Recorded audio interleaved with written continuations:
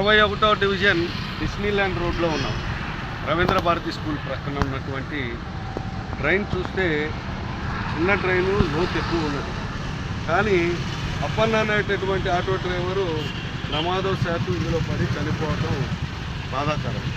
ఇది ముమ్మాటికి నగరపాలక సంస్థ అధికారులు, ప్రజాప్రతినిధుల యొక్క నిర్లక్ష్యానికి అర్థం పడుతుంది. ఇది నిదర్శనము. ఎందుకంటే ఈ మాదిరిగా గత 10 రోజుల క్రితం ఒక ఆయన చనిపోయారు. ఇవాళ 10 రోజుల వ్యవధిలోనే ఇద్దరు చనిపోయారు. విజయవాడ నగరంలో ఇప్పటికీ అనేక ప్రాంతాల్లో గతంలో చూస్తే గురునానక్ కాలనీ దగ్గర ఒక చిన్న పిల్లవాడు గ్రిల్స్ లేకపోవటం వల్ల కాలువలో పడి చనిపోయారు. అలాగే విద్యాధరపురం ప్రాంతంలో సితారా సెంటర్లో ఒక వ్యక్తి చనిపోయారు.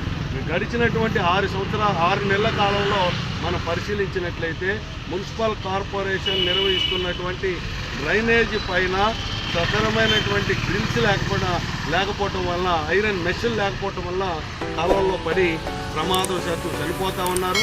ప్రభుత్వానికి, నగరపాలక సంస్థకి సందర్భంగా విజ్ఞప్తి చేసేది, నగరంలో ఉన్నటువంటి పెద్ద డ్రైన్స్ ఏవైతే ఉన్నాయో ఆ డ్రైన్స్ పైన ఐరన్ మెషిన్లు ఏర్పాటు చేసి ప్రజల యొక్క ప్రాణాలు కాపాడేటటువంటి దానికోసం చర్యలు చేపట్టాలని చెప్పి సిపిఐగా డిమాండ్ చేస్తూ ఉన్నాం.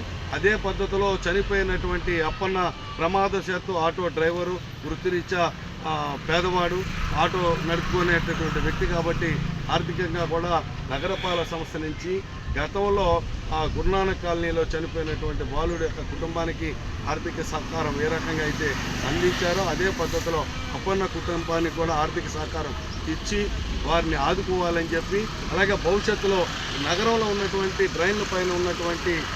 డ్రైన్ల పైన ఐరన్ మెషిన్లు ఏర్పాటు చేయాలని సిపిఐగా డిమాండ్ చేస్తారు.